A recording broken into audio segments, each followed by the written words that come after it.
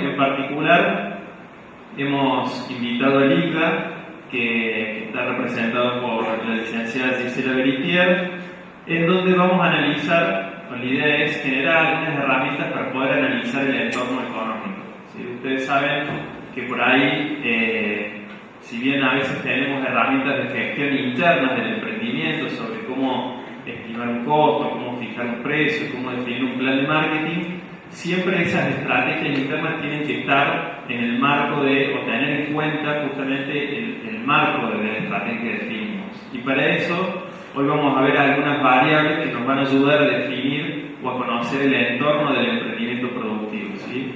Sobre todo en periodos como los actuales, en donde por ahí hay algún tipo de crisis en cuanto a que las ventas están empezando a caer, o la rentabilidad de los emprendimientos también están empezando a caer, muchas veces por consecuencia de la inflación y demás.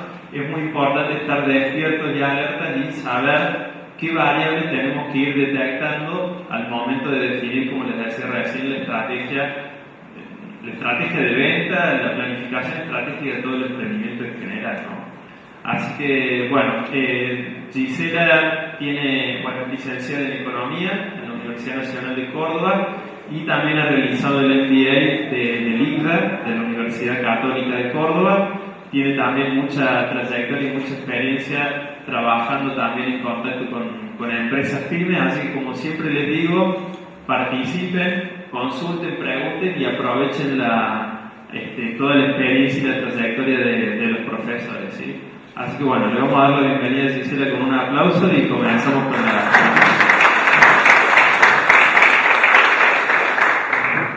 Bueno, muchas gracias.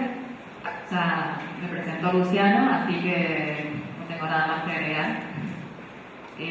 Un poco cuando me comentaron de dar esta charla, yo además soy profesora en el MBA y justamente doy la materia en entorno socioeconómico y cultural.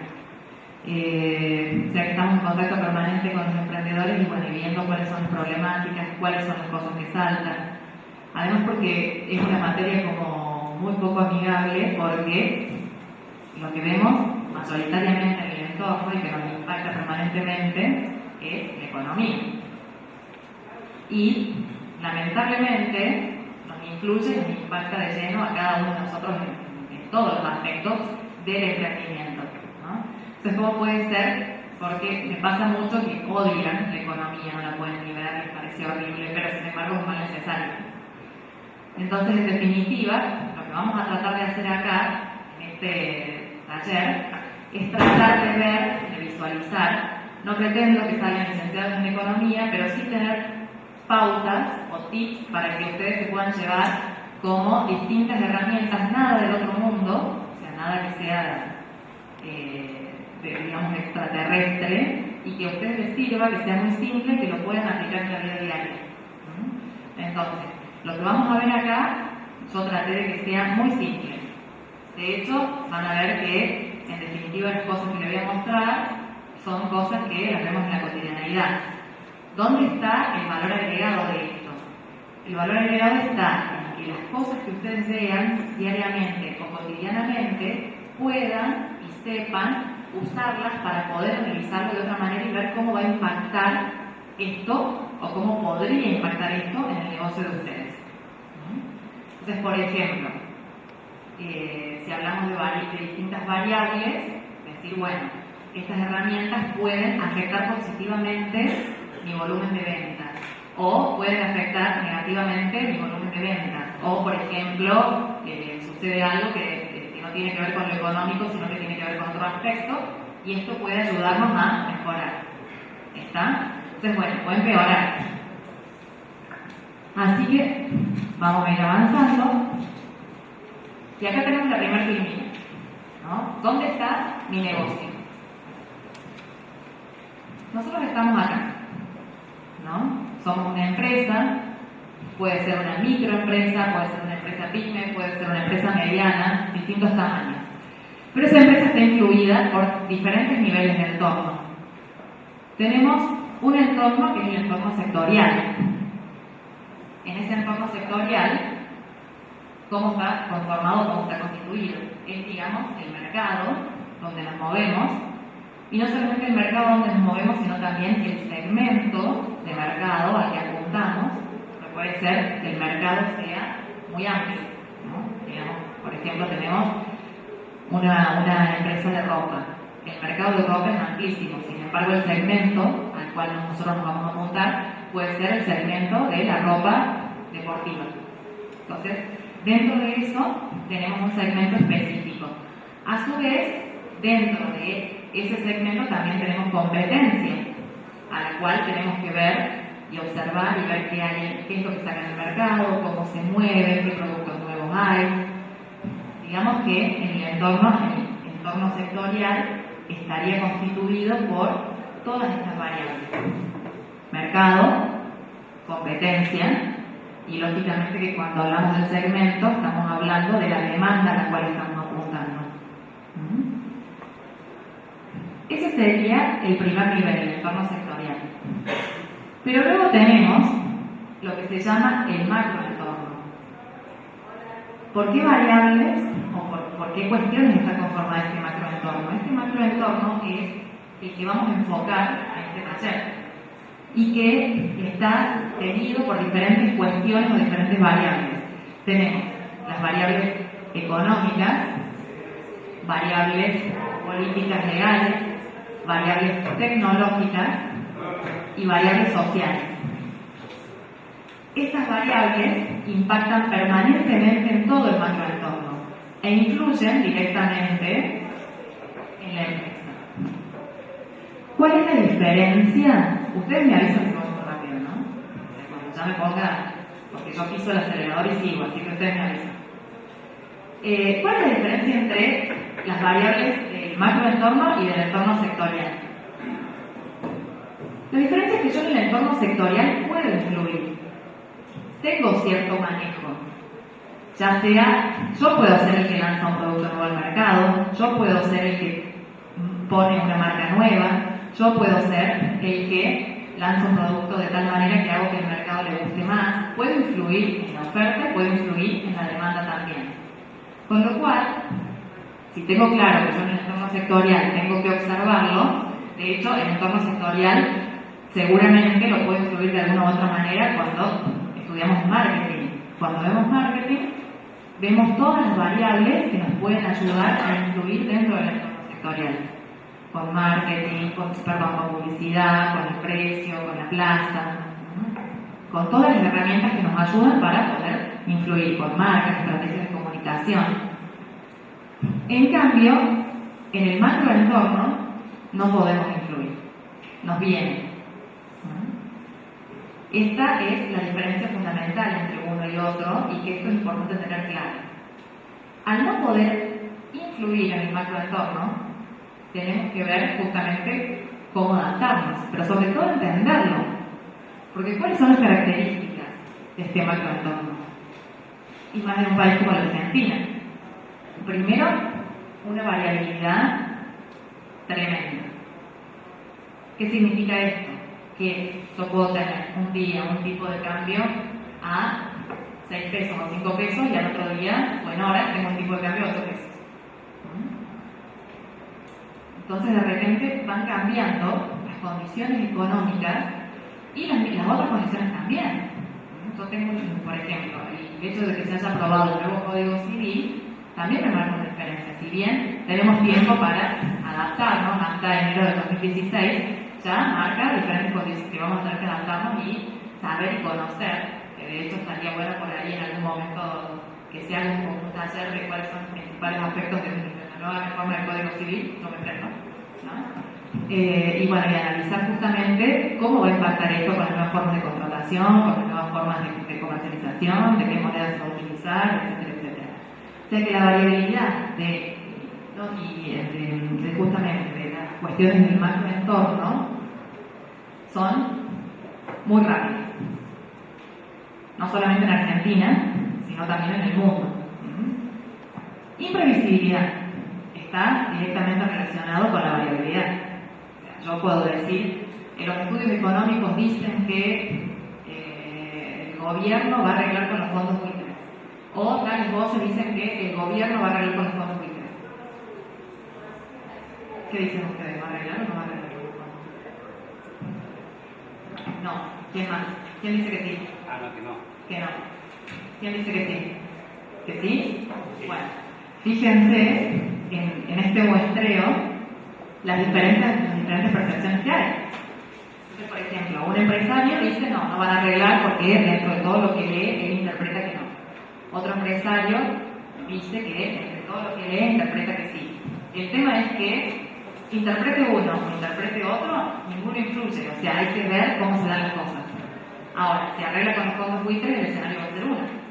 Si no arregla con los fondos buitres, el escenario va a ser otro. ¿Cómo me muevo con ese escenario? Hablando justamente, ya vamos a ver el tema del dólar, pero en términos de dólares. Hoy el gran problema que tiene la Argentina es la inflación, pero creo que hoy el más importante es el estrangulamiento externo que tenemos, o sea, la falta de dólares. Entonces, bueno, si nosotros analizamos, decimos, ¿qué puede pasar con los fondos buitres? Que es uno de los temas. ¿Se arregla o no se arregla? Y si no arregla, vamos a seguir como estamos hasta ahora, con el mismo estrangulamiento, no importaciones, o sea, cepo al dólar, que el dólar no se vaya porque no hay. En cambio, si arregla con los fondos buitres, seguramente la situación se va a relajar. Posiblemente se tome más deuda y entre el dólar por el concepto de tomar deuda más barata. O posiblemente pueden llegar a venir inversiones que quedaron trabadas después del acuerdo del Club de París. O posiblemente hay más variables para que puedan entrar más dólares. ¿Está? Entonces los escenarios son diferentes. Y bueno, lo otro es el cambio. Por lo tanto, cuando estamos analizando el macroentorno es como si fuera un péndulo, ¿no? Y las variables se van moviendo para un lado o para el otro del péndulo. Cómo termine ese péndulo va a determinar cómo queda parada la empresa también. Por lo tanto, es muy importante poder tener estas herramientas para analizar. Entramos a ver herramientas. Por ejemplo, cuando hablamos de macroentorno hablábamos de herramientas que tengan que ver con el entorno político-legal. Un ejemplo de esto, ¿no? Y acá vamos a lo primero. ¿Cuál es la mejor herramienta para analizar el entorno? El diario, ni más ni menos. Lógicamente, que si yo soy una empresa más grande y que si tengo el tiempo suficiente, está muy bueno poder consultar diferentes páginas estadísticas, que yo ahora al final de la clase les voy a dar distintos lugares donde se puede acceder a distintos tipos de información y si uno tiene descontador o tiene más conocimientos de economía, puede analizar todas las variables, explicar la serie y decir, bueno, si viene la serie, la tendencia viene así, lo puedo conseguir allá. Bueno, en realidad, bueno, ahí te doy una página de internet que se llama Diarios sobre Diarios, que está muy buena porque te pone una misma noticia como la encargan los diferentes diarios. Entonces, si uno tiene poco tiempo, no tiene tiempo de ponerse a elaborar series estadísticas, puede formarse una idea propia a través de decir, bueno, está Diarios sobre Diarios, que es la página nacional, y Diarios sobre Diarios Córdoba, que es la de acá, ¿no? Entonces, esta página te muestra una misma noticia, escrita por La Nación, escrita por Página 12, escrita por Clarín y El Granito. Otra misma noticia, por ejemplo en Córdoba, escrita por La Voz del Interior, por La Mañana de Córdoba, por El Alfil. Entonces de ahí uno puede decir, bueno, es cierto, uno lee el diario de la Nación, es una argentina, lee el diario Página 12, es otra argentina. Entonces la potencialidad por ahí está en poder conjugar un mismo hecho y decir, bueno, estos tiran, porque hay algunas noticias, hay que saber limpiar, digamos, la parte tendenciosa de todos los diarios y poder sacar como los datos que nos pueden llegar a servir. Sí. ¿Cómo limpiar en el país? Porque, por ejemplo, el otro día estaba viendo, me acuerdo, periodismo para todos, uno de los primeros, donde hablan de deuda externa. Entonces, en realidad la serie que se mostraba era combinada la deuda externa con la deuda nacional. La cosa es que los números son tan distintos, o bueno, no te va a dar una estadística que te da la nación, y eso no puedes limpiarlo sin prejuicio porque te da un estudio, te da un estadístico. Nunca te van a dar. Es más, dependiendo, digamos, del interés que defienda cada uno de los diarios, van a mostrar cosas totalmente opuestas. Por eso te digo, son dos argentinos, ¿no? ¿Cómo haces?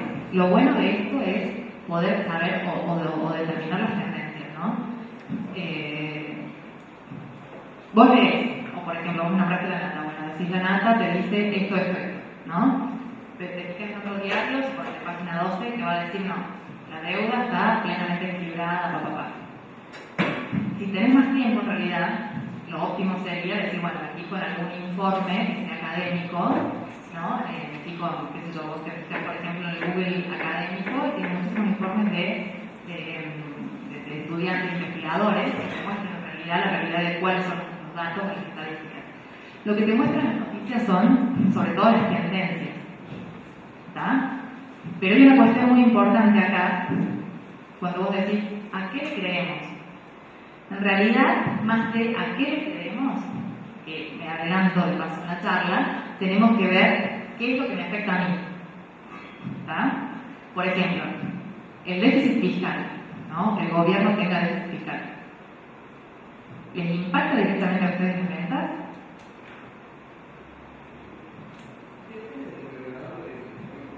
Directamente, digo, ¿no? Directamente seguro porque es parte de la economía y da lugar a otras cosas, pero indirectamente.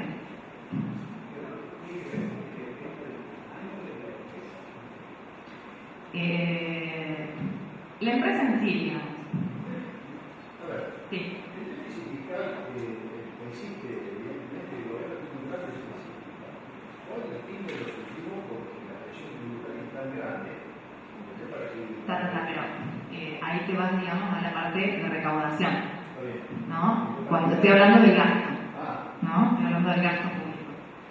Por ejemplo, el gasto público es una variable que, cuando vos me hablaste del tema de la deuda, es una variable que se toma.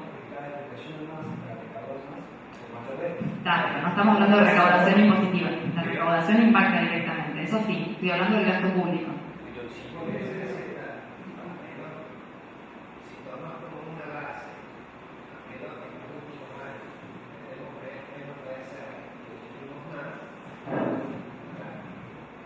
Claro, pero a lo que voy es esto: el gasto público, por ejemplo, ¿afecta o me impacta directamente en mi empresa?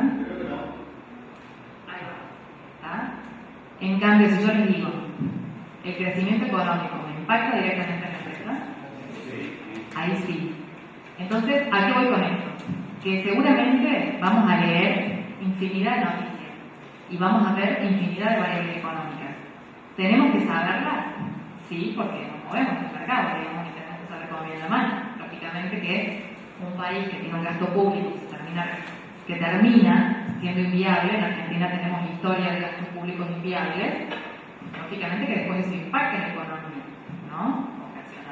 Puede causar devaluaciones, puede causar hiperinflaciones, tenemos una historia de eso. Ahora, hoy, ¿impacta directamente?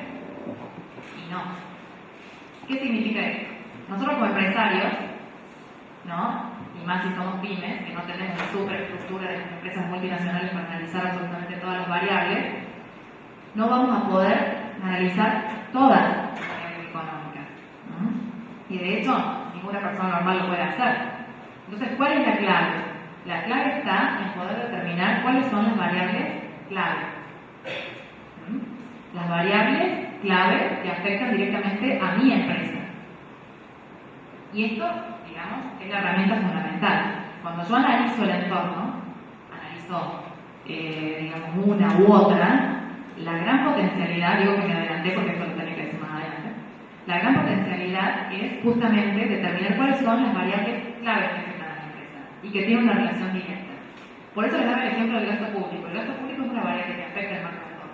Ahora, ¿impacta directamente en la empresa? Y seguramente sí. A ver, Renata me puede hablar de la deuda, del endeudamiento, de qué sé yo, de cómo se mueve, de que es un número acá, es un número allá. Ahora, ¿impacta directamente?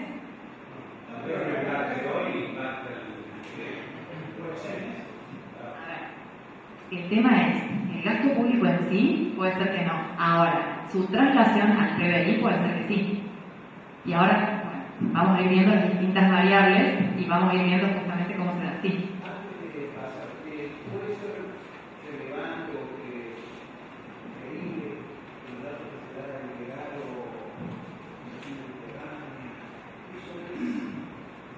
todas fuentes de información. Todo sirve. Todo sirve. Sirven esas, digamos, sirven las de las otras fundaciones. Todo número al que podamos acceder y que nos pueda dar una tendencia, y que nos pueda decir más o menos cuál sería el norte, sirve, ¿no? La clave acá está en buscar información. ¿Qué pasa con el INDEC? Obviamente no tiene credibilidad, ¿no? Lógicamente. Sin embargo, es la fuente del banco de datos oficial. Ha perdido credibilidad, por lo tanto, hay estadísticas que son buenas, sin embargo, ya está todo manchado de no credibilidad, y hay estadísticas que son sucias y, bueno, que lógicamente están manchadas de la no credibilidad esta.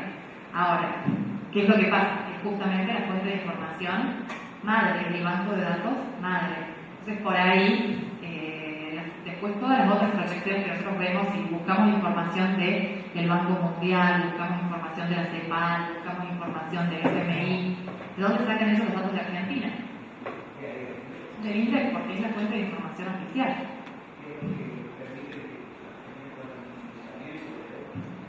Sí, más allá de, digamos, más allá de la relación que tengan con los organismos bilaterales, en realidad todo lo que se muestra de Argentina externamente, cuando se ven los números, incluso uno, por ejemplo, consulta las páginas estadísticas del Banco Mundial, y si se mete uno en inflación, no te publican la inflación Congreso.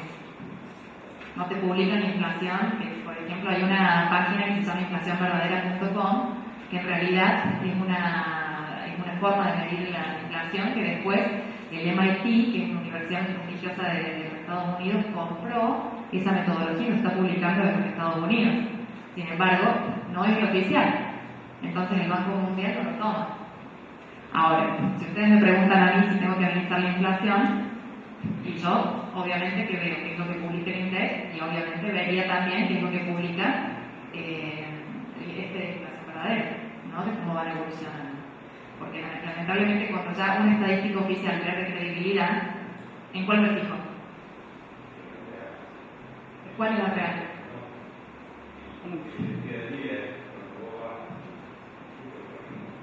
Claro, en realidad, percepción o consultar diferentes fuentes, ¿no?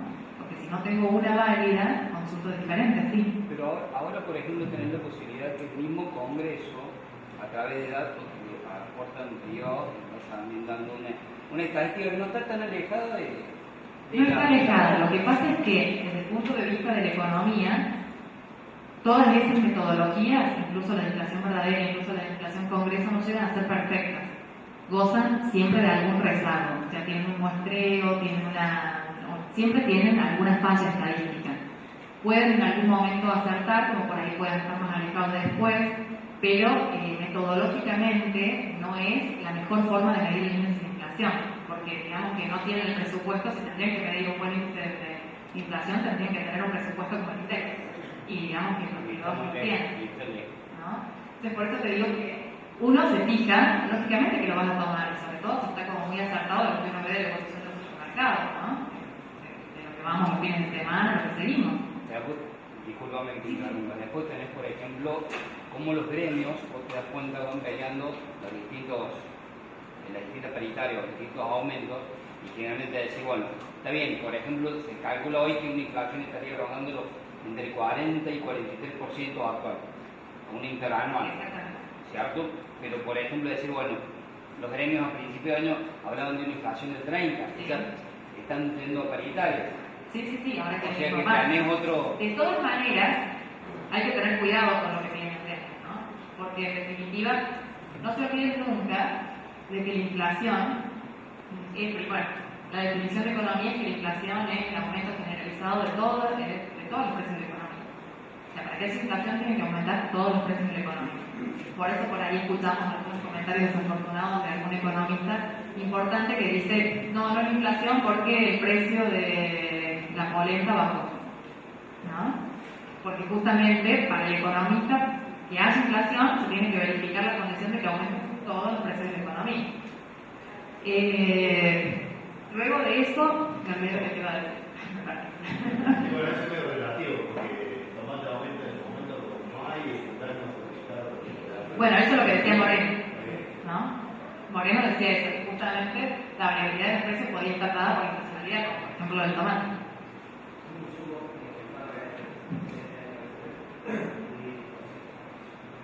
Un insumo. Sí, sí.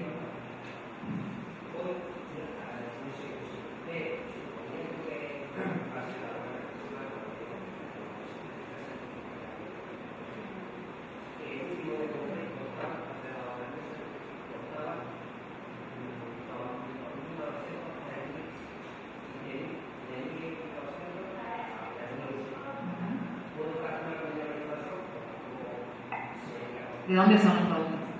¿De dónde lo importan? Claro, pero ¿de dónde vienen? Claro. Sí, tienen deflación, de hecho.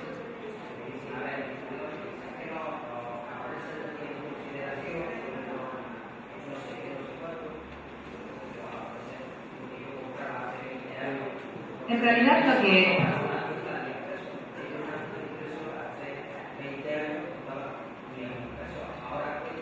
Ya me acordé de lo que te quería decir.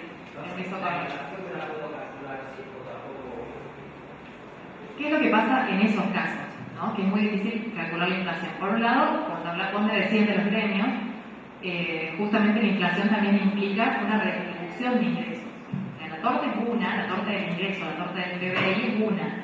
Y cuando se desata un proceso inflacionario se llama el hecatombe, el debate. O sea, cada sector de la economía quiere tener una mayor participación en esa torta. Los asalariados, obviamente, que quieren quedarse con una mayor participación, los empresarios quieren tener una mayor participación. Cuando hablo de los asalariados, estoy hablando de representados por los gremios, lógicamente. Los exportadores quieren tener una mayor representación, los importadores quieren tratar también. O sea, que se empieza a armar una puja distributiva entre los distintos sectores. Entonces, los gremios, obviamente, van a pedir, si fuera por ellos, van a pedir un 50 para arreglar un 40, ¿no? Entonces, lógicamente que la puja, no nos podemos fijar, digamos, la negociación de los gremios como para tomar un parámetro de la inflación. Sí es muy común que uno diga, che, los gremios piden un 40, ¿a dónde va? ¿No? Porque uno como empresario se asusta cuando ves el costo. Tenés que hacer una lectura general de distintos aspectos y tomar nota de eso.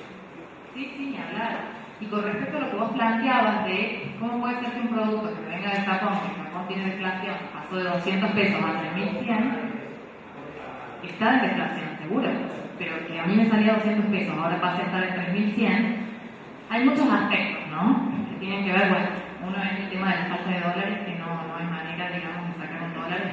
Me imagino que debe ser muy difícil para ustedes como importador poder traer los productos de allá.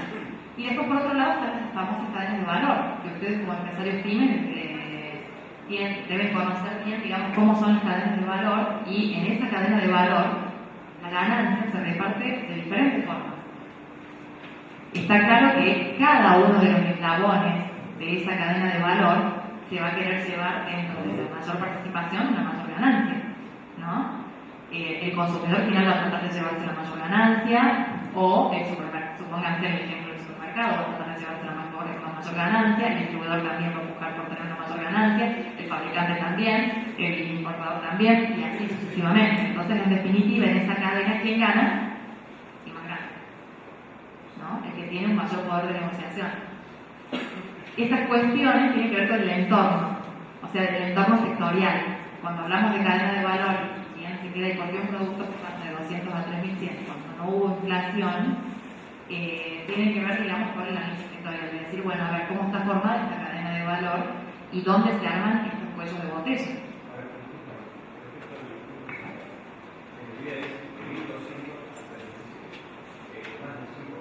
Sí.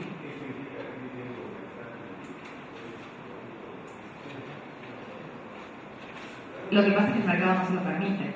Está en una situación difícil, muy difícil. Sí. Nosotros importamos ciertas De China. de China, sin imágenes cosas. Comenzaron poniendo un doble IVA. ¿Son importadores o son productores? Nosotros tenemos un doble IVA, pero el importo mucho.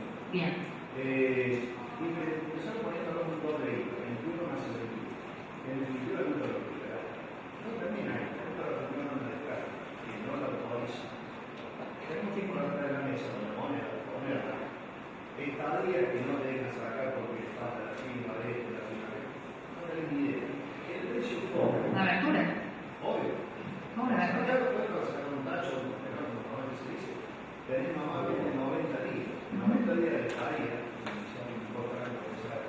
Es una moneda muy grande, pero no termina. Cuando vos con el poema,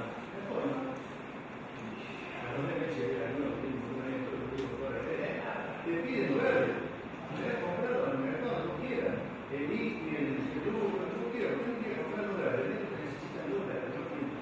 Entonces, el cierre, en 3 años, el precio aumentó el 8% de origen a hoy. Y nosotros tuvimos que aumentar con todo ese apoyo, todo eso que viene detrás, casi un 130%. O sea, evidentemente que, bueno, sigue siendo barato un cierre, porque el mercado sigue consumiendo y más hoy día cuando hay una necesidad que la ropa está muy cara, bueno, nosotros tenemos cosas que Sí. En realidad, la diferencia, digamos, de tu caso con él es que vos tenés margen para seguir aumentando precios, ¿no?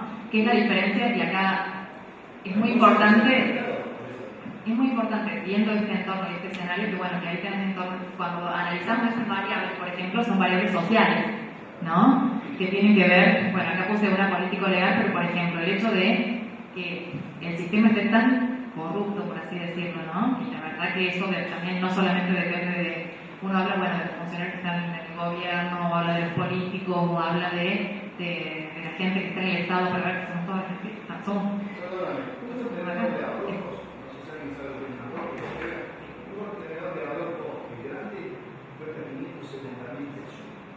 Sí.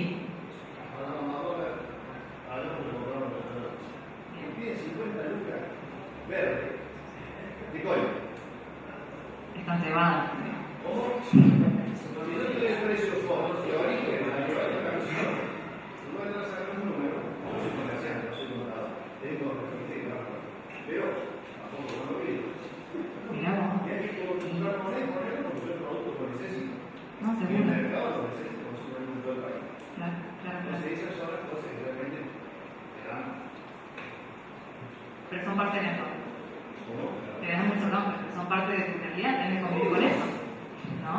Que son variables que no podés manejar. Esto es un ejemplo, digamos, de una variable que uno no puede manejar, que obviamente causa muchísima bronca, impotencia, indignación. Pero lo mismo pasa, por ejemplo, cuando, en tu caso de importador, la devaluación te mata, a usted, ¿no? Una devaluación.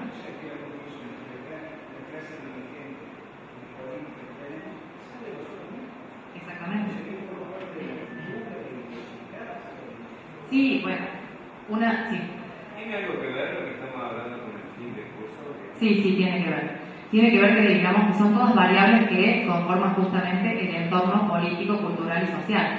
Justamente lo que él contaba del coima es una variable que influye directamente en lo que es el entorno social y es parte de su realidad social. Él estaba contando su experiencia dentro de lo que es el entorno social.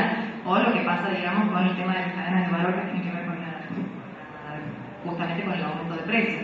Acá es importante, cuando estamos hablando de este tipo de variables, el análisis del sector, tener en claro qué tipo de estructura de costos tiene la empresa, ¿no? Y esto al margen. Si uno es líder en costos, o sea, si busca minimizar costos, va a tener más margen para poder manejar, digamos, los aumentos de precios. En cambio, si uno tiene una estructura de costos más diferenciada, en la cual uno diferencia el producto por marca, pero tiene una estructura de costos más costosa, tiene menor margen para manejar los precios, ¿no? Entonces, en definitiva, es importante determinar, cuando uno hace el análisis sectorial y ver dónde se para, ver cómo estoy yo en términos de costos para poder competir, ¿no? Con la competencia. Exactamente.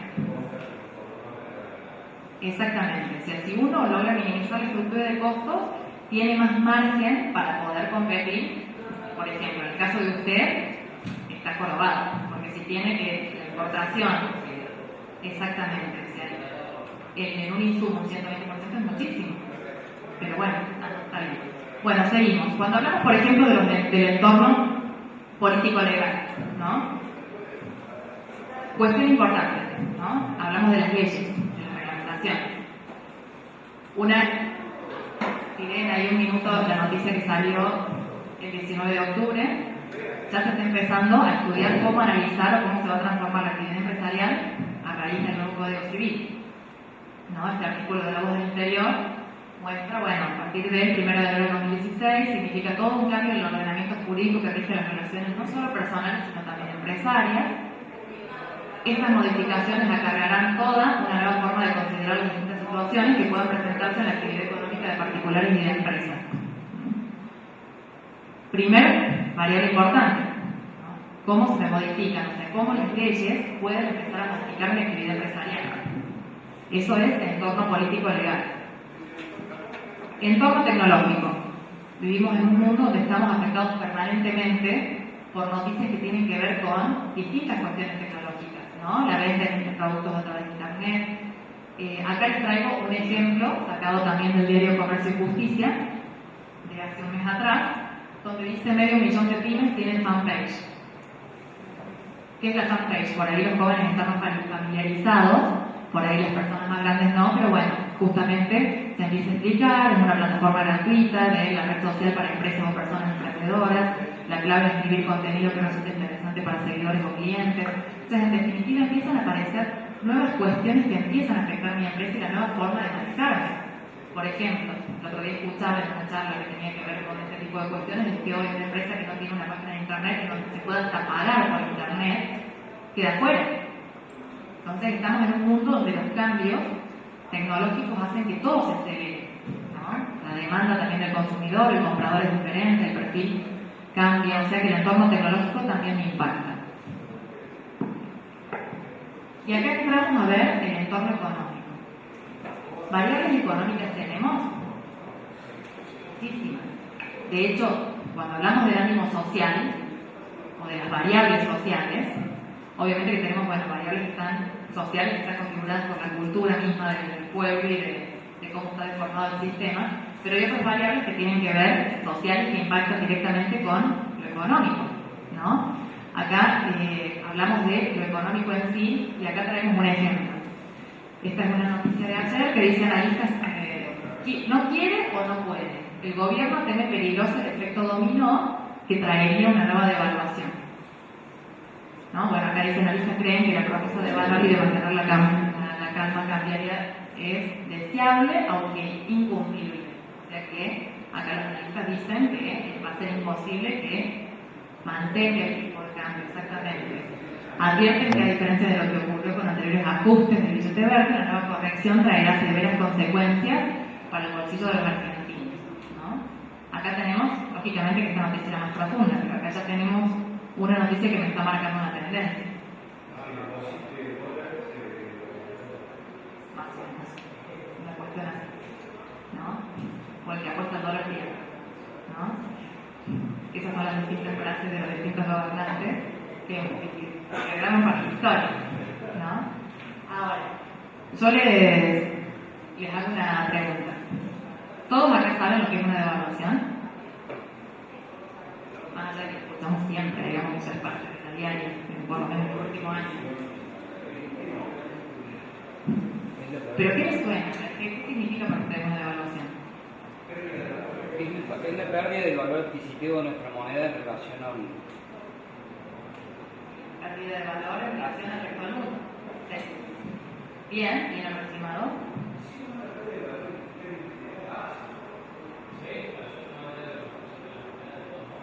No. Exactamente. ¿No? ¿Qué es una devaluación? Una devaluación es el aumento de la moneda extranjera en relación a nuestra moneda.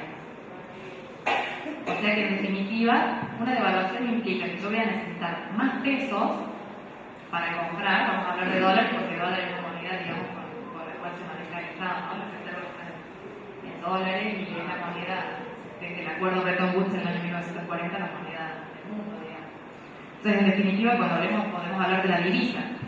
Cuando hablamos de Brasil, de que Brasil, por ejemplo, el tipo de cambio nuestro se deprecia con Brasil, también Brasil es un mercado de referencia, no es el dólar, ¿no?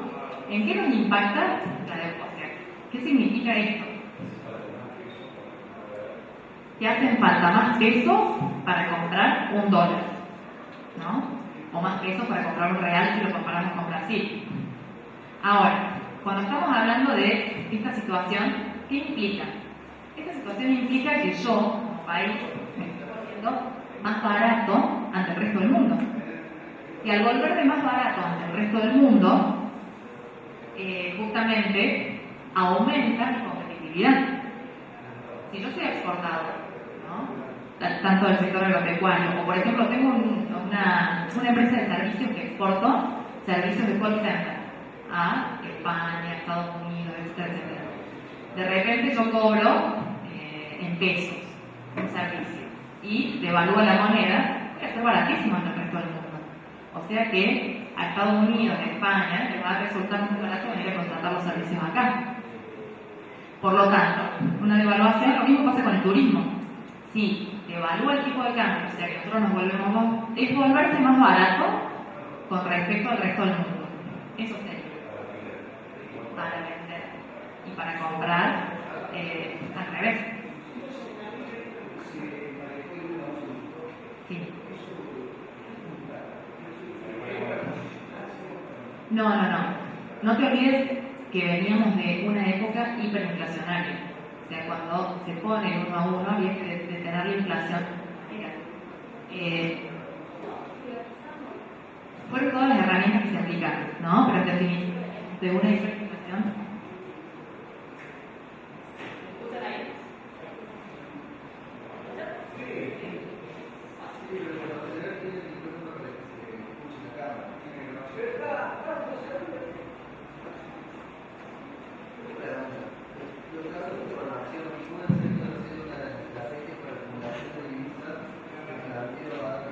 ¿Sí? No lo plantea Adam Smith, gracias. Lo plantea Adam Smith, pero lo plantean todos los economistas, también es parte de la teoría económica, digamos. Sí, cuando vos te volvés más competitivo al resto del mundo, te entran más dólares. Porque vos podés o vender más, o exportar mejor, o lo que fuera, digamos. Pero en realidad empieza a haber una entrada de dólares. Por eso, por ejemplo, una parte de esto, cuando dicen, bueno, se tiene que devaluar, estamos en un momento en donde devaluar tiene beneficios, pero también tiene costos, ¿no? Uno de los beneficios es justamente que aumentan las reservas en dólares del Banco Central porque hay una entrada de dólares, producto de que al ser más barato el mundo, ante el resto del mundo se puede vender más, ¿no? Al revés se puede importar menos. Entonces, en definitiva, ahí vamos.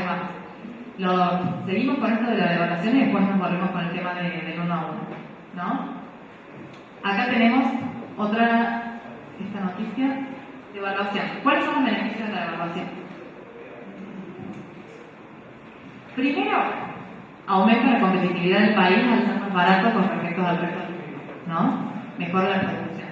Cuando hablamos de la competitividad del país, estoy hablando justamente de los sectores que pueden exportar, ¿no? Productos que se van afuera, que se ven.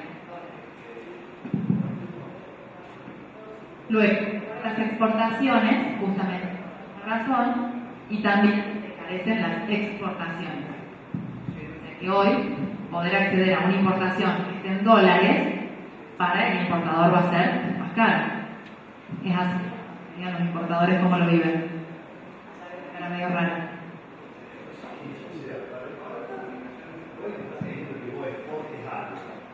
Bueno, a ver. Salimos a buscar qué podemos exportar. Claro, lo que pasa es que está. Usted exporta vino. No, exporté vino para importar cigarros. Claro. Pero es tanta la traba que me pone. Pero bueno, a ver, este caso, esperemos ahí. Lo que yo quiero decir acá es que la regla general es esta, ¿no? Que cuando hay una devaluación entran, se exportan, se importan. El caso que te está pasando a vos es independiente de la devaluación, ¿no? Lo que te está pasando a vos tiene que ver con una cuestión de que los dólares se van y no vuelven a entrar. Por lo tanto, para que vuelvan a entrar, te obligan de que de alguna manera el dólar que sacas por importación lo vuelvas a traer con alguna otra cosa, ¿no? Pero justamente por una cuestión de cambio, o sea, de que la balanza comercial no quede deficitaria. Esto lo siguen pidiendo, ¿no es así? Sí, lo siguen pidiendo. Lo que pasa es que vos entras a buscar qué tengo.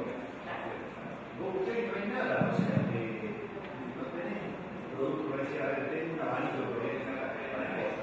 ¿Qué vamos a comprar? Nueces. Claro. Bueno, pero esa es una situación actual que está pasando justamente por esta razón. La razón de no tener dólares, digamos, en las reservas, y sobre todo una balanza comercial deficitaria, hace que los dólares no están entrando, ya sea porque las inversiones no vienen, porque el agro no exporta, porque está muy difícil, digamos, el tema de hoy la competitividad. La realidad es que la inflación se ha comido, la competitividad ganada en la inflación en enero, entonces está retrasado el tipo de cambio.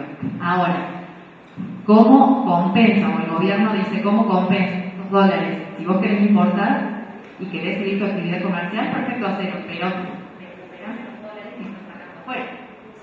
Es lógico eso, lo que pasa es que yo donde apunto es que no podemos buscar productos para poder sacar o meter afuera a un país para poder importar. Es muy difícil. No, ni hablar. No, eso es indiscutible. Indiscutible. Bueno, seguimos hablando del tema de la devaluación, que es, digamos, paralelo a todo esto que está viviendo hoy, que va a seguir viviendo por lo menos hasta que cuando entre. No, y más todavía. Yo te diría que más. Si el año que viene se pagan. Sí, el tema es que si el año que viene se pagan los vencimientos de deuda y de capital con las reservas del Banco Central y no entran dólares, van a quedar como las reservas muy finitas. Y las reservas, ¿para qué sirven las reservas del Banco Central? ¿Cómo? Exactamente, muy bien. Para fortalecer el país en términos de ataques especulativos internos o externos, digamos. Entonces, no solamente especulativos, sino crisis económicas, embates, por ejemplo, cuando vino la crisis económica española y yankee, se empezaron a producir efectos contagios en los ¿no? El hecho de tener unas reservas fuertes en los países le da posibilidad de poder tomar las acciones necesarias para que esa crisis no se meta en esos países. Bueno, seguimos con el tema de la devaluación. Como las reservas son en dólares, al devaluar la moneda, las reservas pasan a valer más. Entonces, aumenta el valor de las reservas del Banco Central, que las reservas tienen la importancia que les acabo de decir, y mejora justamente la acumulación de reservas también. ¿Por qué mejora la acumulación? Y porque al haber entrada de dólares por las exportaciones, entran, digamos, se fortalecen también las reservas del Banco Central a distintos mecanismos de retención de la exportación, etcétera. Sí. Pregunte. El Banco Central tiene 10 dólares que valen 50 pesos. Después de la devaluación tiene 10 dólares que valen 100 pesos. Que antes tuviera 50 y ahora tiene 100. ¿Impacta en la economía o simplemente tiene 10 dólares? Mira, antes de la reforma de la Carta del Banco Central, en realidad el rol del Banco Central era ser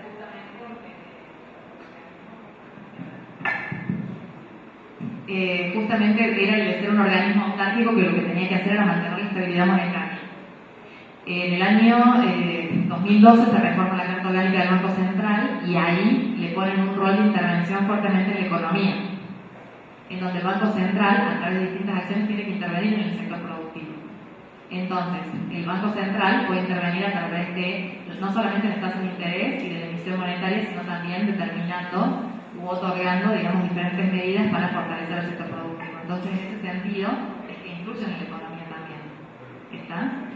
Por ejemplo, si el Banco Central decide aumentar o disminuir las tasas o mover o no el tipo de... El Banco Central tiene la posibilidad de decidir si devalúa o no. Que nos determine este escenario. Decidir si cambia las tasas de interés o no.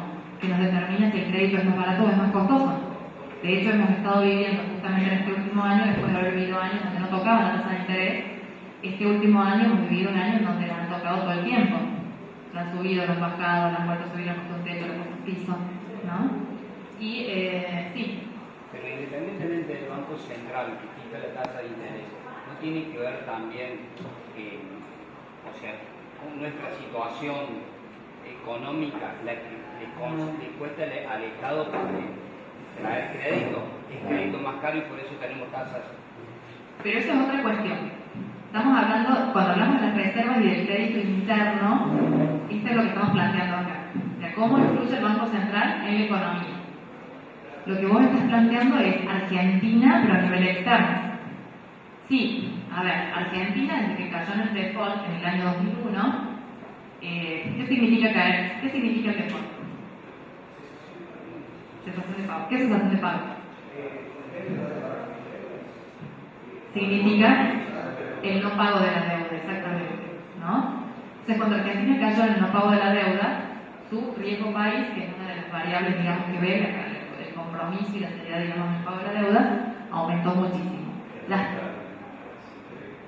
Afecta la tasa de interés internacional. Justamente la tasa de interés internacional está formada, digamos, por una prima de la tasa, que es la base es la tasa de interés de los bonos de los Estados Unidos, y a eso se le va sumando el componente de riesgo país.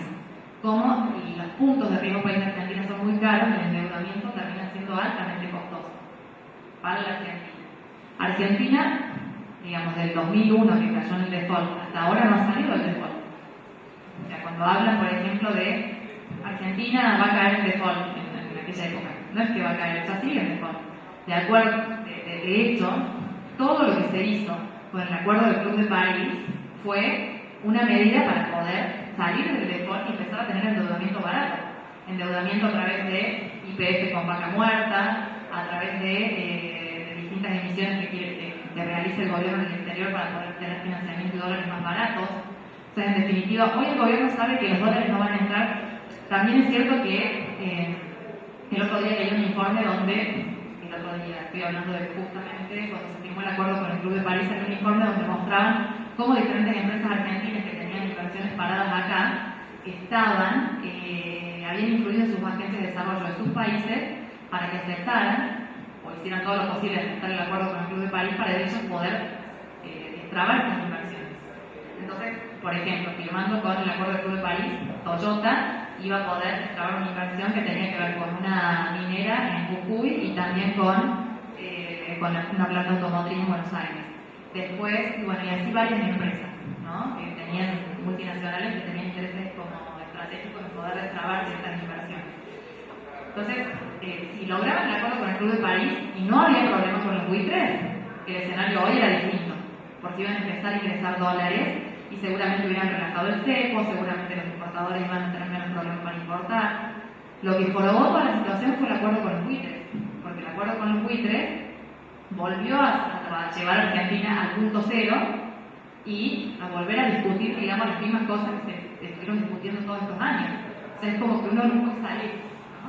Es como que trata de nada y se vuelve a ahogar, digamos, ¿no? Entonces, en definitiva, que es clave acá ver qué es lo que sucede finalmente con los fondos buitres.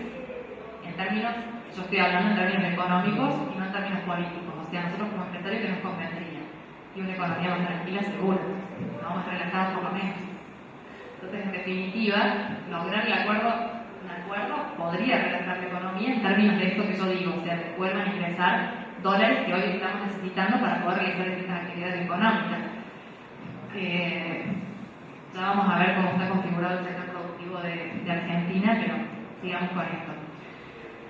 Otro beneficio de la devaluación: aumenta el ingreso de divisas derivados del aumento del turismo y de empresas al ser el costo salarial menor del resto del mundo. Entonces, hay empresas que cuando hay una devaluación les conviene poner una planta en ese país que devaluó porque salarialmente es mucho más barato. China, por ejemplo, tiene su moneda artificialmente subvaluada y hay quejas de Europa, hay quejas de Estados Unidos, porque justamente dicen que es una competencia desleal. O sea, China debería tener, el precio de su moneda debería estar más fuerte de lo que la tiene. O sea, hay una página muy interesante donde ustedes pueden ver cómo están todas las monedas con relación, digamos, al resto del mundo, ¿no? Y que compara, esto se llama la teoría del poder adquisitivo. Compara, digamos, un mismo producto cuando sale en distintos lugares del mundo. No sé si algunos de ustedes han viajado y les pasa que de repente Argentina está devaluada, sin embargo van a Estados Unidos, que tendría que ser más caro, y dicen, pero está más barato, ¿no? Ahora, ¿por qué pasa esto? Justamente porque uno no puede comparar con un mismo bien. Ante esta situación, decir, bueno, a ver, si yo tengo que comparar si un país realmente es más barato o más caro al resto del mundo, tengo que buscar un bien homogéneo. Entonces la revista The Economist, que es revista muy prestigiosa de Inglaterra, construyó lo que se llama el índice de Big Mac. Big Mac en todos lados. Entonces, justamente el índice de Big Mac. Acá hubo el índice de Big Mac, hubo también una mentira. Ya vamos a ver, déjame terminar mi historia. Déjame terminar mi cuento, por favor. No me repita todo el cuento, por favor. El índice de Big Mac, y no voy a hablar de Argentina, voy a hablar del resto del mundo, lo que me está mostrando justamente es si las monedas están valuadas, sobrevaluadas o subvaluadas. Está muy bueno, ustedes se meten en internet, es una página interactiva que me está mostrando, me va a mostrar, por ejemplo, si está por encima de lo que es Estados Unidos o si está por debajo. Busca índice de Big Mac en Google, busca índice de Big Mac como el Big Mac, como el combo, digamos. Y ahí vas a ver y se puede empezar a ver y jugar. ¿A qué voy con esto? Por ejemplo, si uno quiere saber cómo está la moneda en un lugar donde importa o donde exporta, para saber si es más barato o más caro, competitivamente, puede usarlo como una de las herramientas para poder analizar y evaluar. Es decir, bueno, a ver cómo estoy, bueno, es más caro, es más barato, es más competitivo, es menos competitivo. ¿Está? Sí es cierto que, y esto bueno, es la acotación al pie, que en Argentina, para que mostraran que era más competitiva en el resto del mundo, que la moneda no tenía trazo cambiario, se empezó a subsidiar el índice de Big Mac para mostrarlo más barato. Al día de hoy, uno va a decirlo así, como una empresa, a esto, a un McDonald's, y fíjense ustedes que la arte es digna.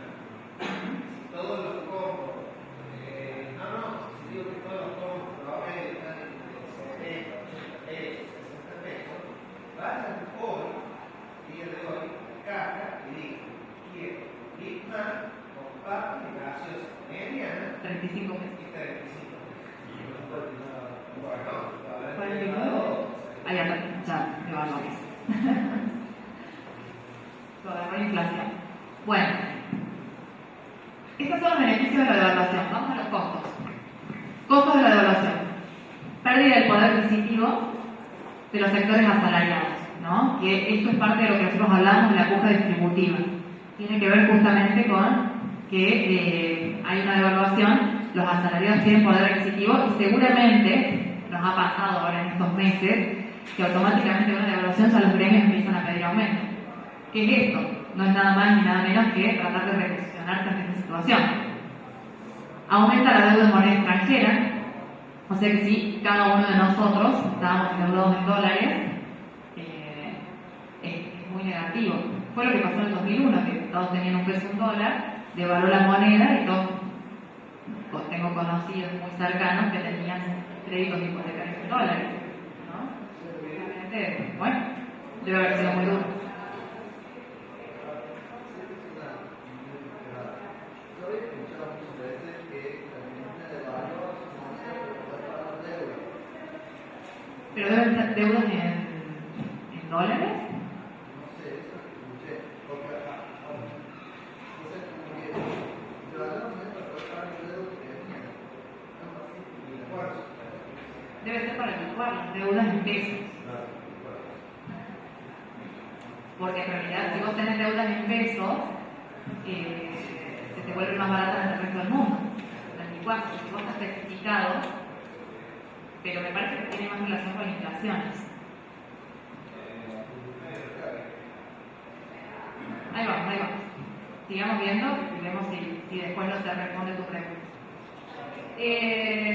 Encarece los contratos de moneda extranjera también, ¿no? Y acá ojo al piojo porque en realidad vieron que tienen modificaciones en el Código Civil donde dice que ahora los deudos tienen que ser en pesos a partir del 2016 y los contratos creo que también. Después se produce un shock inflacionario. ¿Esto pasa en todos los países? No, pasa en los países sobre todo como Argentina, que utilizan los productos que se exportan para consumirlos a nivel interno también. Entonces, los precios de exportación aumentan, ¿no? O sea, ahora, ese aumento de precios se traslada también, o sea, si yo vendo mejor en el exterior, también quiero vender mejor acá adentro. Por ejemplo, la carne, ¿no?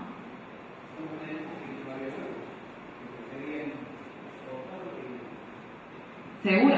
A ver, lo que pasa acá, o sea, cómo se trasladan los precios, hay diferentes mecanismos y diferentes vías, a través de las cuales uno ve cómo es este efecto pass-through, como se llama en economía, de cómo se trasladan en la devaluación, cómo se traslada una inflación.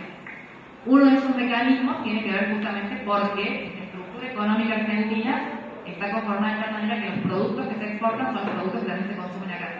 Que no es lo que pasa, por ejemplo, en otros lugares del mundo.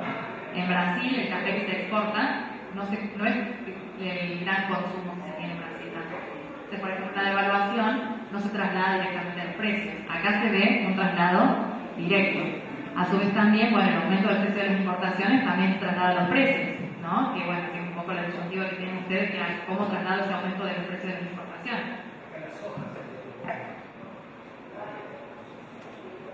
No somos consumidores de soja, pero de carne, de lácteos, de commodities, el resto de los commodities, legumbres, ¿no? Todo eso se consume. O sea, en definitiva, se traslada. O sea, que un mecanismo es ese, otro mecanismo es el precio de las importaciones, otro mecanismo es que al aumentar los precios también aumentan los precios de los combustibles y aumentan los precios de de todos los que son los productos importados que tienen que ver justamente con el combustible, con los insumos básicos, digamos, para producir. Todo eso se traslada a los precios. Otro impacto es que disminuye la confianza en la moneda local y en la economía en general. Recuerden ustedes lo que pasó en enero. No sabíamos para qué lado correr, ¿no es así?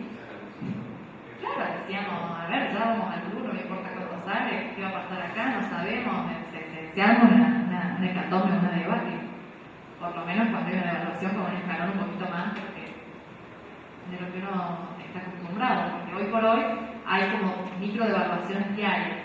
Ahora se detuvo un poquitito, posiblemente vuelva a haber micro devaluaciones diarias. Esas micro devaluaciones sumadas en todo un año puede llegar a ser un 20, un 40, lo distinto es que se aplique todo de uno. Después también aumenta el valor de las importaciones destinadas a la producción. Esto, digamos, para los sectores que son importadores, los sectores que son industriales, pero que tienen grandes componentes importados dentro de su estructura, también es complicado, porque se le encarece muchísimo la estructura de costos, ¿no? ¿Usted es importador o productor? Entonces usted es productor. Entonces es el caso de él que se le encarece muchísimo la estructura de costos producto de una devaluación. Esto es clave para su empresa, o sea, poder determinar cómo evoluciona el tipo de cambio, en qué porcentaje de importados tiene dentro de la estructura de costos.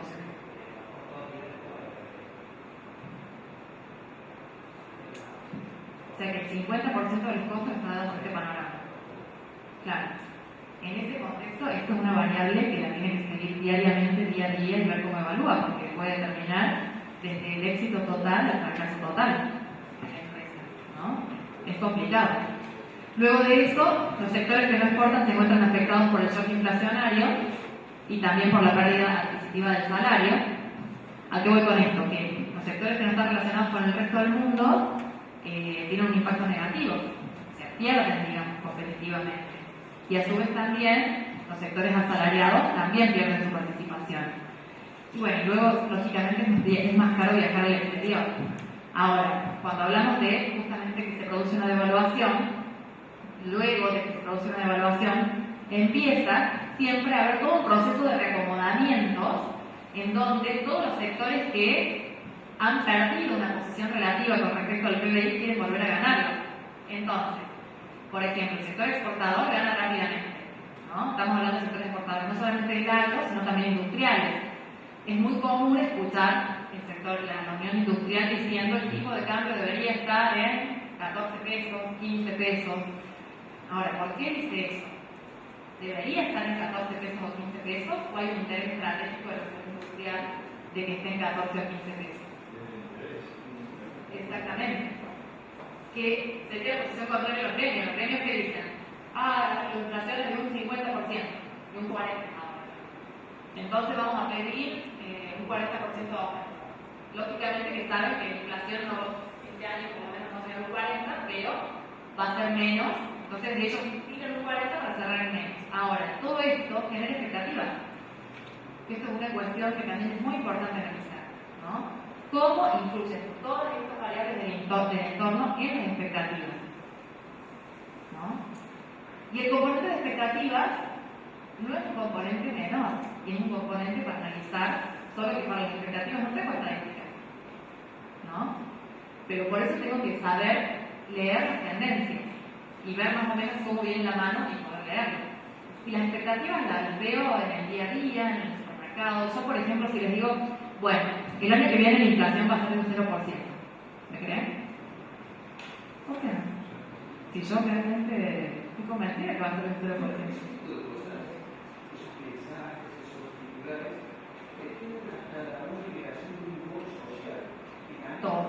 Todo impacta en el humor social y además las acciones que uno toma con relación a eso, ¿no?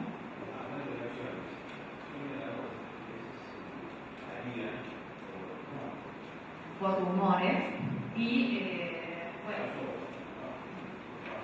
hay muchos estudios sobre, por ejemplo, cómo funciona la bolsa y bueno, las grandes crisis de rotura de la bolsa vinieron justamente por las reacciones de burbujas, ¿no? Y esas burbujas, cuando se pincharon también por rumores, provoca lo que se llaman los efectos de manada, ¿no? Pero bueno, sí, las expectativas acá es algo central. Y hablando de cómo influyen las expectativas, y hablando de los precios, tenemos otra noticia acá. La UOM de Calor reclama un bono de fin de año de 3.000 pesos por la inflación. ¿Qué tenemos acá? El gremio resolvió negociar el pedido de la empresa ante las dificultades que atraviesa la actividad. El jefe de la CTA, Hugo Yankee, insiste con el sector en la limitando la tasa, ¿no? El gremio oficialista, ¿no? Quiere un bono de 3.000 pesos. ¿Por qué? Por la inflación. Bueno, las empresas dicen que es imposible, que no tienen rentabilidad, que no hay margen, ¿no? Ahí empieza justamente, fíjense que siempre es distributiva, siempre. Ahora, ¿cuál es la razón? ¿Cuál es el fundamento? Y justamente la inflación, ¿no? Ahora, recién dijimos que la inflación es justamente aumento generalizado de todos los precios de la economía. Ahora, ¿por qué nace la inflación? ¿De dónde viene? En realidad es algo, yo les voy a decir algo, o sea, la inflación es como la variable económica más difícil de determinar, porque está influida fuertemente por muchas cuestiones que tienen que ver con lo psicológico, más que con lo económico.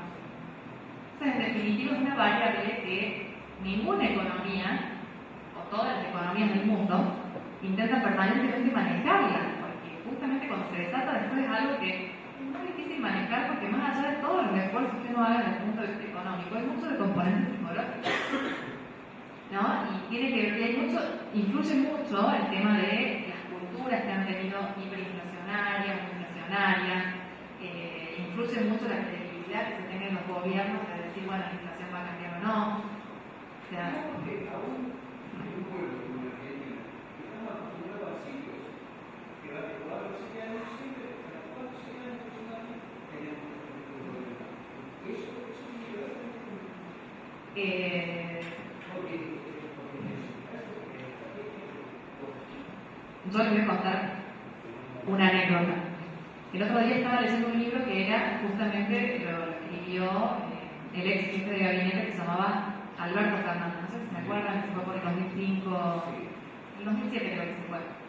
Y justamente Alberto Fernández contaba cuál había sido su experiencia dentro del gobierno, con las distintas acciones. A mí me resulta muy interesante ver cómo funciona la lógica de estas personas cuando tuvieron el poder, a mí, en personal, digamos, ¿no?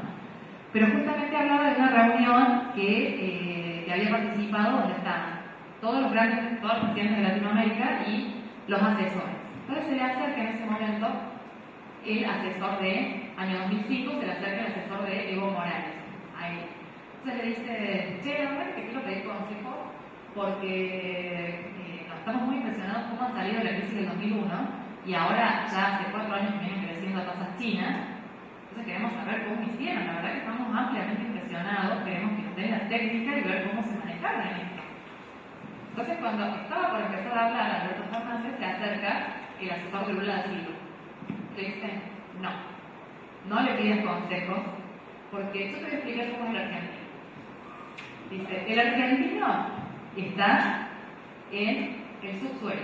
sea, está en un pozo, empieza a salir del pozo, empieza a salir, ya está a un nivel plano, se encuentra con la montaña, empieza a subir la montaña, la sube, llega hasta la punta de la montaña, de repente se asoma al precipicio, lo ve al precipicio, lo mide, sabe que está altísimo y puede pasar cualquier cosa, y así va y se tira.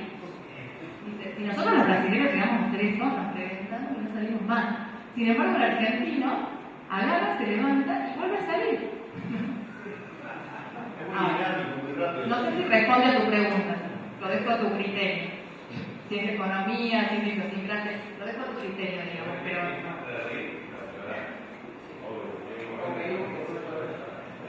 una cosa así. Bueno, entonces, volviendo al tema de la inflación.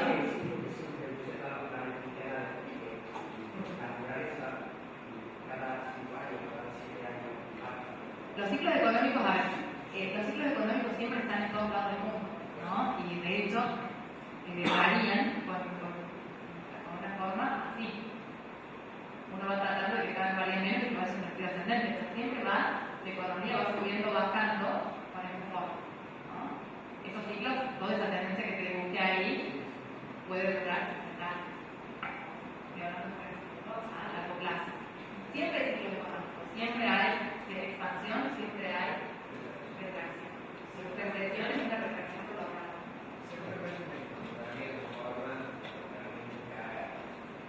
Muchas veces, mucho más se habla, ¿qué hubiese pasado si se analizaba? Todas las causas, esto es en gran parte, no digo que desaparece la especulación. Desaparece la especulación, pero, y acá voy con el pero, toda acción tiene su costo y su beneficio, ¿no? Si nosotros hubiéramos dolarizado, nuestra moneda de cambio hubiera sido el dólar, hubiéramos relegado lo que se llama la política monetaria. La política monetaria, porque en realidad dejaríamos que la política monetaria la haga Estados Unidos, por el tema del dólar. No es más ni menos lo que hizo la Unión Europea con el euro, ¿no? Es decir, bueno, todos los países socios van a poner su moneda del euro y le van a dar el manejo de política monetaria al Banco Central de Alemania, ¿no? El tema es que la política monetaria es una de las herramientas más fuertes que tiene un gobierno para lograr estimular o desestimular una economía. Con la política monetaria expansiva, inyecto dinero, el estímulo. Con la política monetaria contractiva, ahora aumento las tasas, saco plata, en fin, ¿no? Ahora, por ejemplo, en la convertibilidad, cuando se puso un peso un dólar, el margen para hacer la política monetaria era casi nulo, porque en realidad estábamos atados a ingresar un dólar, para ingresar un dólar se podía emitir un peso, entonces la política monetaria era prácticamente no, teníamos muy poco margen de acción. En el caso de la Unión Europea pasó lo mismo, se dieron todo el manejo de la política monetaria de ellos al Banco Central Alemán. ¿A cambio de qué? De que el Banco Central Alemán, si los países están en dificultades, le permitiera prestar dinero. Sin embargo, por ejemplo, lo que pasó ahora con la crisis de Francia, de Grecia, de España, de Portugal, Italia, ¿no? Donde ellos dieron el manejo de su política monetaria del Banco Central. Uno de los grandes problemas que tienen hoy para poder salir de esa crisis es que no tienen el manejo de su política monetaria. Y las inyecciones de dinero del Banco Central Europeo, a cambio de que ellos muestren buenas estadísticas, no son suficientes para poder representar. Por eso te digo, sí, ¿cuál sería lo positivo? Porque uno dice para mí, está bien, no creen mi moneda, me voy a la moneda del dólar, a esa la van a querer seguro, y no tengo más inflación, no tengo más nada. Al importador le va a parecer fantástico, ¿no? Porque en definitiva, es un dólar que como importador le va a resultar muy difícil. La persona que exporta, de no poder ser más barato o más competitivo con respecto al resto del mundo, de hecho, la exportación en la época del 1 a 1 era muy baja porque no teníamos posibilidad de competir. El importador, el platón, seguramente ha sido la mejor época de justamente se podía importar todo lo que no quisiera. Se termina con la especulación y se termina con la inflación, digamos, justamente por estas causas que voy a nombrar ahora, que van a determinar justamente a dónde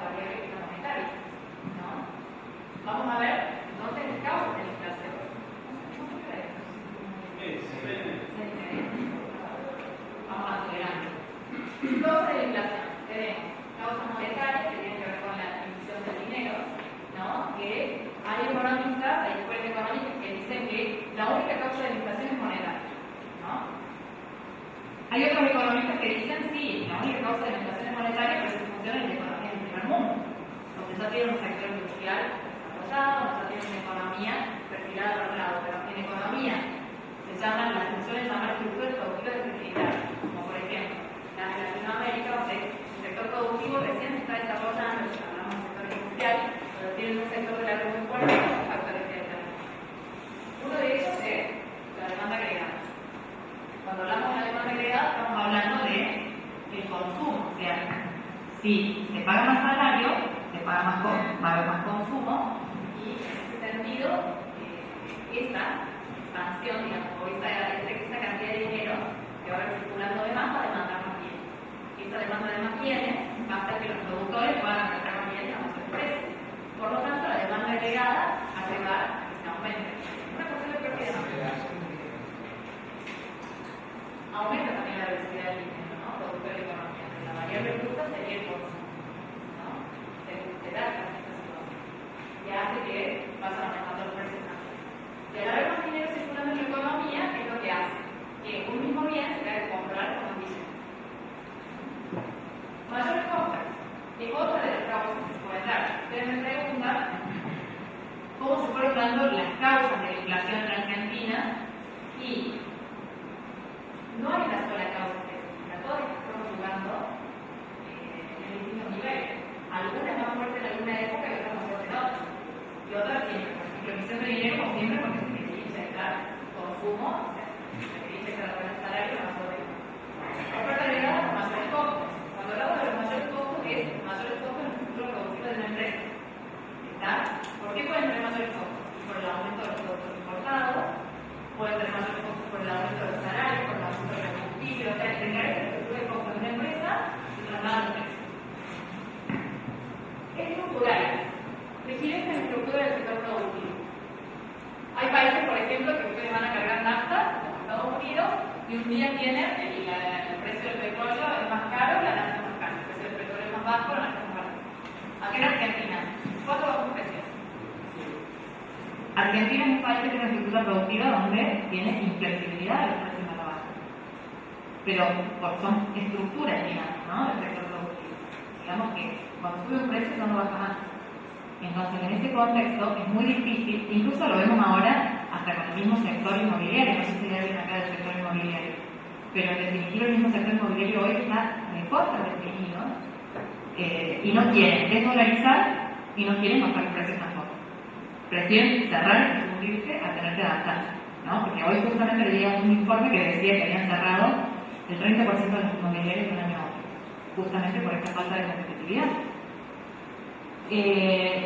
Y tenemos el último, que tiene que ver con las expectativas. Este es un componente, a mi punto de vista, el más importante en lo que significa la propagación de la inflación, ¿no? Todos los otros son factores como genéricos, pero las expectativas es un factor que la propaga. Porque en definitiva, todos, ¿cómo nos comportamos todos? Che, si tuve un 30 el año pasado, este año seguro que un 40. ¿No? Entonces, por las dudas, me ajusto. O seguramente, aparte, ustedes lo vieron cuando pasó lo de la devaluación en enero, que de repente el almacenero que todo aumentó y vos le decís, ¿por qué aumentaste? Por las dudas. Yo me acuerdo que estaba con una computadora hace poco y el mismo día sacaron la noticia de televisión que iba a publicitar como era dólares de último tema, como era el Uber, algo así, y la mitad como no oficial. Y cuando escuché eso fui a comprar el computador, compré el plano, no le podemos hacer nada, no, y capaz que te puedo dar esto, pero va a estar el 70% más del precio, y no se ha explicado todavía. Claro, bueno, pero esto tiene que ver con el componente de expectativas. Ojo, todos nos queremos cubrir, todos estábamos. Yo, por ejemplo, tengo un hermano que tiene una empresa metalúrgica de aluminio, y él también me decía, no me quieren vender. Cuando empezó a devaluar todo, o sea, antes de que devalúe, quiso comprar y ya no le vendía. Entonces le dijeron, no, hasta que no sepamos muy bien la cosa, no te vendemos nada. ¿Seguro? Bueno, pero en realidad lo que vemos acá que es cómo funciona justamente, primero, bueno, la imprevisibilidad de las variables, y segundo, cómo funcionan las expectativas. Y con respecto a la inflación, el componente de expectativas es muy jorobado porque es muy difícil de cortar, porque influye, o sea, hay que influir en la credibilidad de las personas. Yo recién en su test no me quiero decir nada, como les dije que va a buscar el 0% de inflación.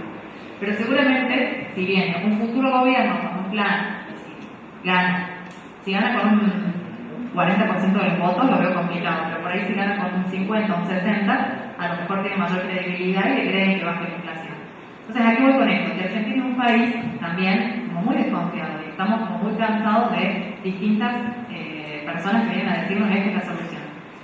El tema es cuál es, que al final, si no creemos en una solución, todo termina siendo una profecía autocumplida, ¿no? Porque en definitiva, decir, bueno, no creo en este plan de gobierno, entonces sigo remarcando precios. Y todos colaboramos para que siga habiendo inflación. ¿Qué digo con esto? ¿Cómo influyen las expectativas? Y cómo, digamos, cómo se va a parar la inflación, tiene mucho que ver, ya este gobierno no va a parar la inflación. O sea que si ustedes preguntan, ¿vamos a hacer con la inflación el año que viene? Seguramente, al ritmo que viene enfrentándose con la economía, siempre la economía va atada, digamos, de cuando hay crecimiento económico, y esto se llama, en economía se llama la curva de Phillips, que Phillips fue un economista que demostró en un estudio que abarcó de los años 40 hasta los años 60 que inflación y crecimiento iban de la mano. O sea, en definitiva, cuando una economía se estaba expandiendo mucho, también se disparaba la inflación por el calentamiento de la economía. Había más consumo, había más inversión, había más... Entonces decía, y él, digamos, investigó y vio cómo las economías que enfriaban su PBI aumentaban la tasa de desempleo. Y justamente empezó a estudiar estadísticas y veía que por un punto de PBI, un punto de inflación, eran 5 de PBI. ¿No? Esto era en su estudio, en sus estadísticas. Y después vio, digamos, un estudio de los años 79, cuando se hizo bajar la inflación en Estados Unidos, en el gobierno de Reagan, y que llegaron a tener, se bajó la inflación, pero llegaron a tener una tasa de desempleo más alta, tan alta como la que fue en la década del 30, con la crisis del 30. Entonces, digamos, todos saben subyacentemente, y esto es algo que ustedes tienen que considerar, que cuando hay crecimiento económico, viene acompañado de inflación. Ahora me van a decir, sí, pero Alemania crece y no tiene inflación. ¿Por qué? Porque las expectativas inflacionarias las manejaron tan bien que son muy pequeñas.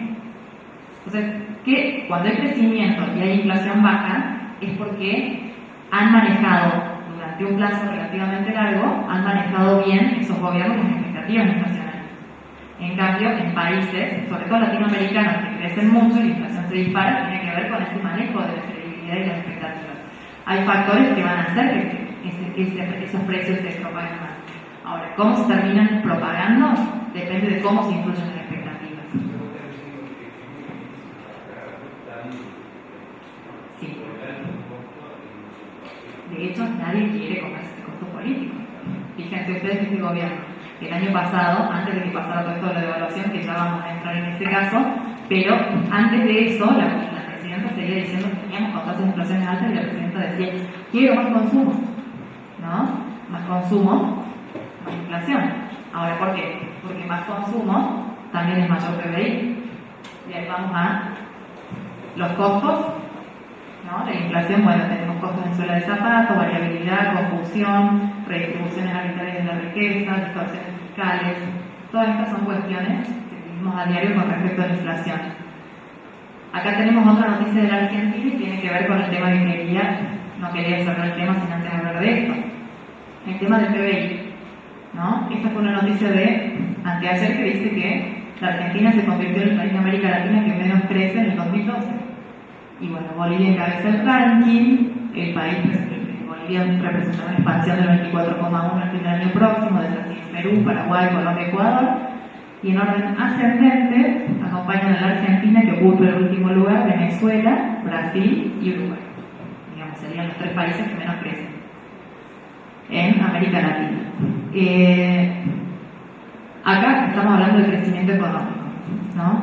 ¿Qué es el crecimiento económico? Es justamente la capacidad que tiene un país para crecer, para producir. Si tiene más producción un país, más crece el PBI.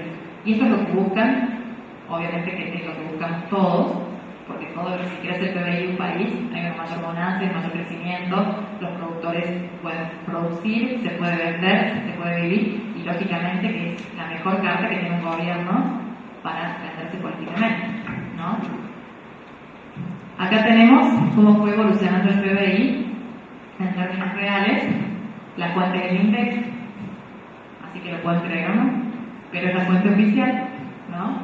Lo que muestra acá es que del 2001 al 2013, a fines del 2013, hubo un crecimiento del 91% del PBI, ¿no? ¿Qué forma? ¿Dónde? ¿Acá? Ah, la tendencia. Porque te va marcando cómo son los ciclos, ¿no? O sea, empieza a crecer un poquito, disminuye un poco, ¿no? O sea, acá son trimestres. Son trimestres que te van marcando cómo va creciendo, pero fíjate vos cómo es la tendencia. O sea, si yo hago, por ejemplo, un gráfico tendencial, me va a dar una línea así. Siempre los ciclos económicos van a estar dados así. Ahora, ¿qué pasa en el periodo trimestre en lo que baja? A lo mejor es el último trimestre del año, que a diciembre baja. Sí, hay que ver, digamos, en ese trimestre qué situación específica hubo que hizo que el PBI disminuyera, ¿no? Puede tener que ver con incertidumbres, con diferentes expectativas. Siempre. Que no sabes cómo va a venir.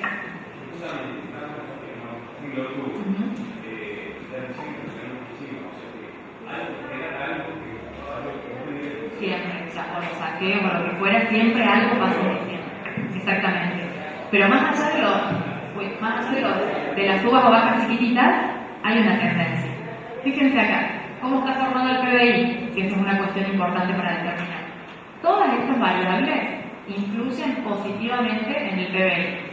O sea que si yo veo que está aumentando eso, va a haber crecimiento en el PBI. Si hay crecimiento en el PBI, tenemos que subirnos a la ola e ir con el crecimiento, digamos, tratar de aprovechar lo máximo posible en ventas, en armados, etcétera. Es muy difícil cuando la economía se contrae, como lo que está pasando ahora, poder posicionarse. Cuando hay crecimiento económico, todo se vende. El consumo, las familias, el consumo está determinado, digamos, justamente por lo que consumen las familias. Cuando hablamos de las familias, básicamente, mayoritariamente es el sector asalariado, ¿no? Justamente si hay consumo, el consumo es crecimiento, marca el crecimiento. Sin embargo, marca el crecimiento a corto plazo, ¿no? Porque nos genera una capacidad reoperativa para el largo plazo. ¿Qué es lo que genera una capacidad de crecimiento a largo plazo? La inversión. ¿Por qué? Porque digamos que lo que yo consumo lo gasté, ¿no? En cambio, si yo invierto en una fábrica, gasto en una fábrica, esa fábrica va a seguir produciendo en mañana. Por lo tanto, la inversión es una de las herramientas más importantes que se evalúan para saber si el crecimiento va a ser sustentable o no. ¿Está? Entonces yo veo, ¿crece la inversión o no crece la inversión en este país? Si crece la inversión, me está marcando un crecimiento a largo plazo. Por eso van a leer ustedes por ahí artículos que digan la inversión en Argentina no crece. Sin embargo, ustedes dicen, che, crece el PBI. ¿Por qué crece el PBI? Puede ser por el consumo. También puede ser por el gasto público. Ahora, cuando yo les pregunto a ustedes, ¿influye el gasto público en su empresa? No directamente, pero sí indirectamente, ¿no?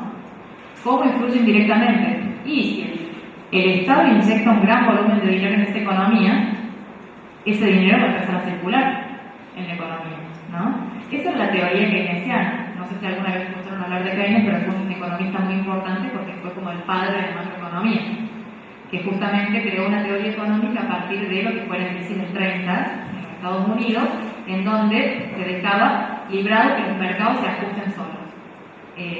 La economía, Adam Smith decía, no hay que intervenir en la economía, los mercados se ajustan solos. Y, de hecho, siempre los mercados se ajustan. Lo que pasa es que por ahí no se ajustan a un ritmo como el que uno quiere. Por ejemplo, España. España está con la teoría de que los mercados se ajustan solos. Y de hecho ahora España empezó a crecer, pero este año va a crecer un 0,5%, por ejemplo. Pero desde 2008 viene en decrecimiento absoluto. Seguro, usted debe ser español, por la tonada. Sí. Sí.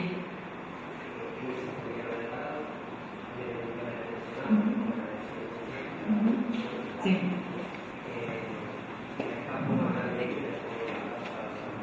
Sí.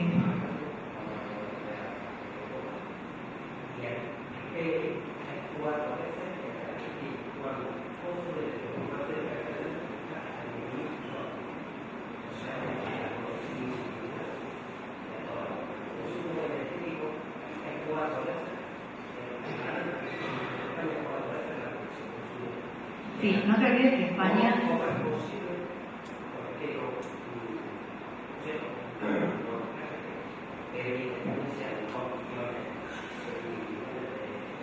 Sí, digamos, tenemos que entrar a ver cómo fue la historia de España, básicamente, que la reconoce mejor que yo. Y la historia de España, que la reconoce mejor que yo, pero que nace, digamos, de la época del franquismo.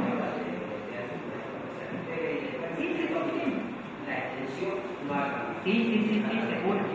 Son configuraciones diferentes del país. A ver, España tuvo una muy fuerte explosión cuando se insertó, digamos, lo que fue primero la salida del franquismo.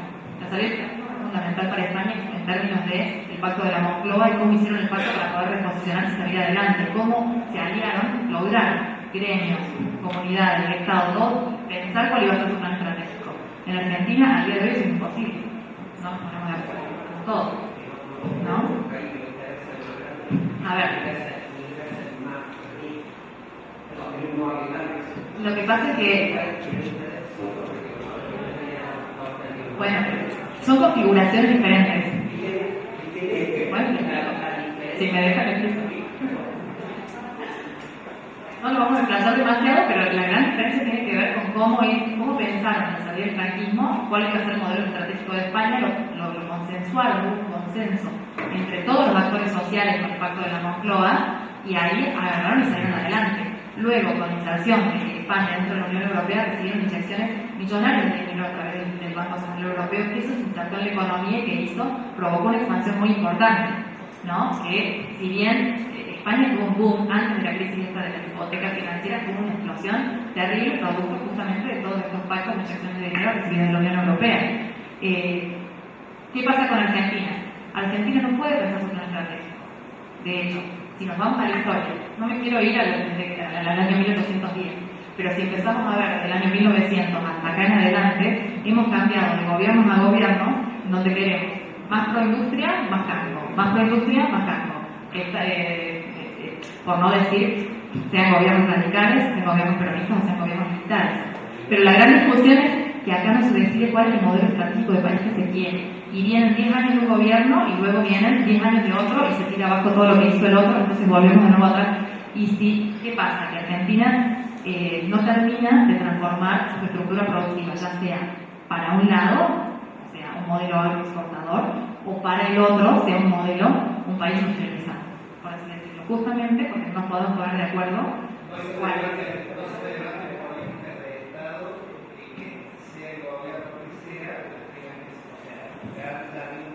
Un ejemplo de Chile. Chile puede tener gobiernos de derecha o gobiernos de izquierda. El plan económico es mismo, ¿no? En Argentina no.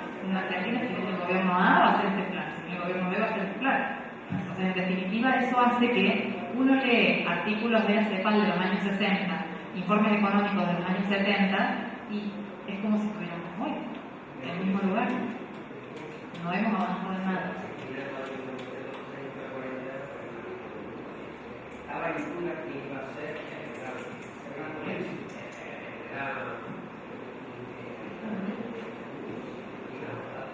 Exactamente. Y el tema es que se lo seguimos discutiendo. Bueno, entorno social, desocupación, ¿no? La desocupación, cuando hay una crisis económica, cuando empieza a haber un enfriamiento de la economía como el que estamos viviendo hoy, donde tenemos situaciones que pasan solamente en Argentina. De acuerdo a Samuelson, que era un premio Nobel, que falleció hace poquito y que decía, las teorías económicas funcionan para Oriente, para Occidente. Ahora hay que crear una teoría económica nueva para Japón y para Argentina, ¿no? Entonces, justamente, él decía, todas las teorías económicas que uno puede aprender no van a funcionar para nada en Argentina. De hecho, por ejemplo, los libros de economía muestran como caso rarísimo la estanflación, que es justamente la recesión más inflación. Porque en todos los países del mundo se da inflación y crecimiento. Inflación y recesión, se llama estanflación, es un caso rarísimo. ¿Dónde nace? En Argentina, donde se estudia en Argentina. ¿No? No me voy a explayar demasiado, pero justamente esto causa desocupación en el entorno social. Ahora, la estanflación porque viene justamente por esta estructura productiva que tenemos y no logramos desarrollarla, no logramos ponernos de acuerdo. Más entorno social, el paro del Banco de Oro. Esto va teniendo el humor social, esto va teniendo las expectativas, esto va formando cómo se siente la gente, se siente bien, se siente mal. La gente, por ejemplo, en España antes de esta crisis se compraban todo. Ahora el humor social en España, ¿cómo es? Bajarían, digamos, pero bueno, justamente la gente está triste, está mal. Acá cuando empieza a haber desocupación, cuando empieza a haber estas cuestiones, porque los españoles son así, eso nunca van a dejar, ir al bar nunca van a dejar de lugar, de tapas. Pregunta central entonces, ¿cuáles son las variables claves que influyen en mi negocio? ¿Está? Y esto es lo que tienen que empezar a pensar ustedes ahora, y esas variables claves empezar a seguirlas de cerca porque estas van a determinar la supervivencia y la adaptación de la empresa al negocio de ustedes. Como más importante determiné PBI, inflación y tipo de cambio. Ahora, ¿hay otras variables? Sí. Ahí vimos que está el consumo, la inversión, hablamos de tasas de interés que tienen que ver con el crédito, hablamos de la emisión monetaria que tiene que impactar directamente en el consumo o el gasto del Estado que tiene que ver, que impacta también en el PBI. Sin embargo, ahora, por ejemplo, el Estado está gastando muchísimo y el PBI no sube, ¿no? ¿Por qué? Justamente porque se contrae el consumo y se contrae la inversión, ¿sí? ¿Cuál es la mejor forma de actuar así ante situaciones de incertidumbre de algo? Es muy difícil, es muy difícil, pero sin embargo, hay empresas que en épocas de crisis es cuando más crecen, ¿no? ¿Cuál es la clave? La clave está en la capacidad de adaptación que tengas, ¿no? De hecho, ya Darwin decía que las especies que sobreviven son las que se adaptan, ¿no? Y justamente la clave acá está en decir, bueno, a ver, puedo leer el entorno, puedo leer la imprevisibilidad, o sea, puedo leer el entorno y saber que es imprevisible, saber que varía muy rápido, pero me adapto rápidamente. La clave está en cómo se adaptan rápidamente a esto, ¿no? De decir, hay que ver, como vos decís, cuál es la receta, no es la receta, hay que ver cómo es la empresa, qué cosas tiene la empresa, cómo vende, a quién se enfoca, a dónde va, y ahí está hacer una estrategia, por ejemplo. Si yo tengo posibilidad de exportar y Argentina se cae y puedo lograr un canal de exportación, exporto, ¿no? Ahora, si se cae la exportación y no tengo posibilidad de vender acá adentro, como pasó en todos estos años, que el mercado interno estaba fuerte y el mercado externo estaba cálido, y bueno, trato de vender acá adentro. Entonces, la clave está, la supervivencia de la empresa está dada por la capacidad de adaptación que tenga, ¿no? Bueno, da para hablar muchísimo más, pero espero poder haberles dejado algo. Muchas gracias.